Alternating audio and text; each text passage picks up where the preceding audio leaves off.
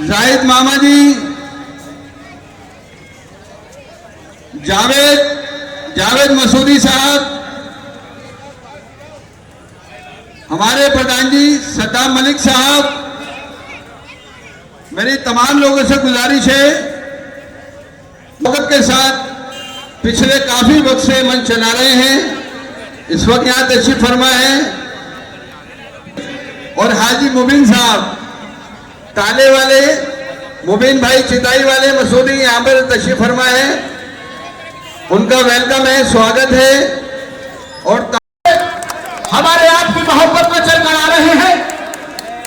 मैं आप लोगों से गुजारिश करता हूं, बराए मेहरबानी मंच तक आने दें इमरान मसूद साहब को। मैं उनका तहे दिल से शुक्रिया अदा करता हूं, मंच पर तशरीफ ले आए। और मेरे भाई रियासत साहिब साहब भी उनके साथ आ रहे हैं, मैं उनका भी तहे दिल से शुक्रिया अदा करता हूं। आप लोग इमरान हसन साहब भी हमारे बीच तशरीफ ला चुके हैं। हाजी कराम साहब के साहबजादे इमरान हसन साहब मंच पर तशरीफ ले आए। आप लोग बड़ा मेहरबानी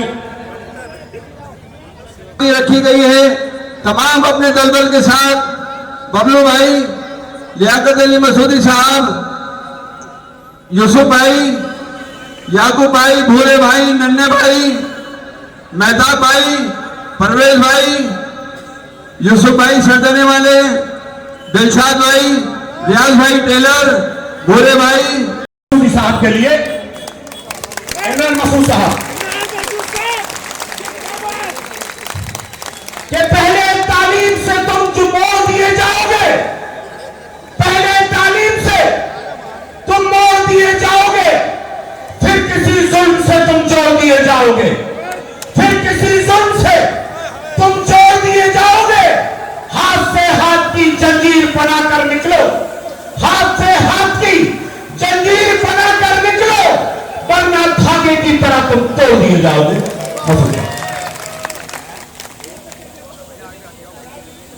जनाब सदर साहब,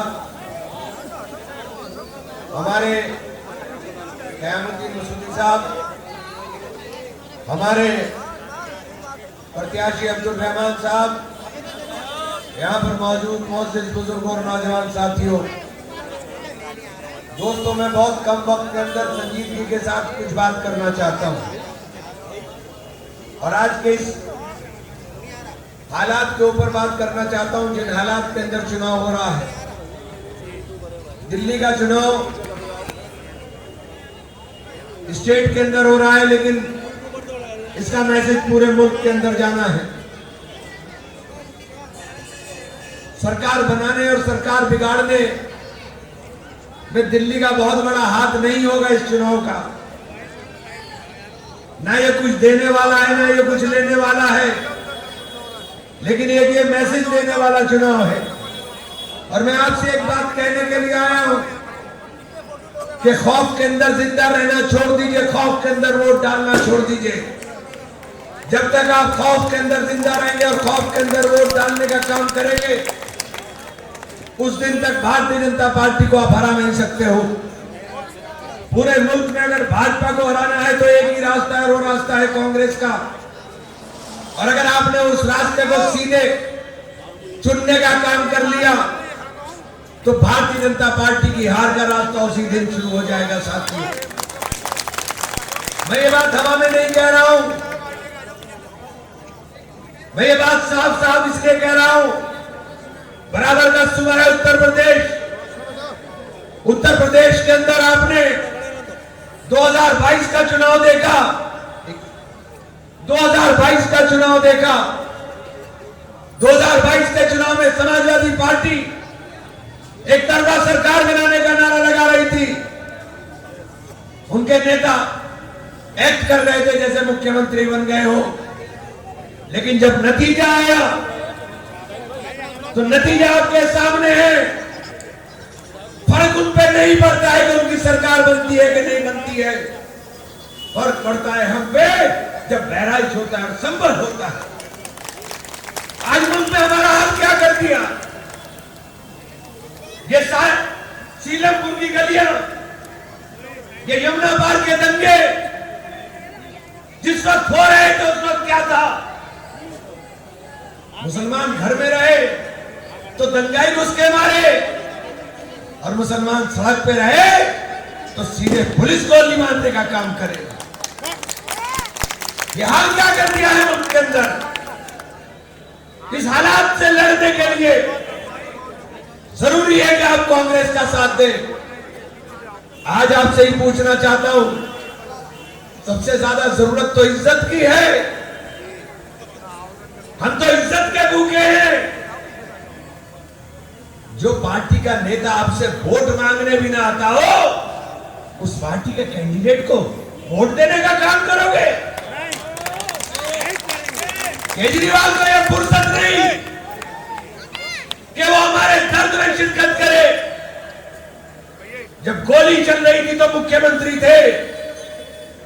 मुख्यमंत्री रहते हुए जो आदमी घर से निकलने की हिम्मत ना करता हो, और जब मरकज पर ताला लग रहा था, मरकज के ताले के टाइम पर भी खामोशी इख्तियार करता हो, दिल्ली का मुख्यमंत्री रहते हुए, और शाहीन बाग के लिए कह दे, बयान है ये, मैं नहीं कह रहा हूं कि मुझे एक दिन को पुलिस दे दो मैं खाली करा दूंगा। कैसे खाली करा दोगे भाई? और आपसे वोट इसलिए मांगने नहीं आते क्योंकि आपको डरा रखा है भाजपा आ जाएगी। अरे भाजपा तो आ ही रही है, भाजपा तो आ ही रही है। भाजपा के हटने का रास्ता सिर्फ कांग्रेस है। भाजपा हटानी है, भाजपा हटानी है तो कांग्रेस को सीधे वोट करना पड़ेगा। मैं आपसे ही पूछना चाहता हूं, दिल पे हाथ रखो ईमानदारी से, चाहे संभल हो, चाहे बहराइच हो, चाहे ये वक्त का बिल हो, जब जरूरत हुई राहुल गांधी के अलावा कोई आदमी खुद करके बोलने का काम करता है क्या? राहुल गांधी के अलावा कोई आदमी बोलना नहीं चाहता। अभी पिछले सत्र में संभल का दंगा हुआ, संभल के दंगे पर कोई बोला नहीं। पार्लियामेंट के सामने खड़ा होकर के जब हमने हंगामा किया, तब इन सेक्युलर पार्टियों की भी आंख खुली। राहुल जी को लेकर के निकल गए हम संभल के लिए, तब इन सेक्युलर पार्टियों की आंख खुली। आज मुल्क के अंदर जरूरत है हम लोगों को जरूरत है मजबूत क़यादत की। हम लोगों को जरूरत है उस सेक्युलरिज्म को जिंदा रखने की, उस इख्तियारात को अपने हासिल करने की जो हमें संविधान ने दिए। ये संविधान को तबाह करना, बर्बाद करना चाहते हैं। इन्होंने नारा दिया था 400 पार, और अगर ये 400 पार हो गए होते तो ये संविधान बदलते थे। लेकिन राहुल जी ने पूरी कोशिश कर करके लोगों में संदेश दिया और ये 240 पर आ गए, लेकिन इनकी नीयत नहीं बदली। इन्होंने सबसे पहले आते ही हमारे मदरसों पर, हमारे कब्रिस्तान पर, हमारे दर्सगाहों पर, हमारे इमाम बाड़ों पर नजर लगा करके वक्फ बिल पेश करने का काम कर दिया। वक्फ बिल पेश किया, संविधान की धारा 14, धारा 15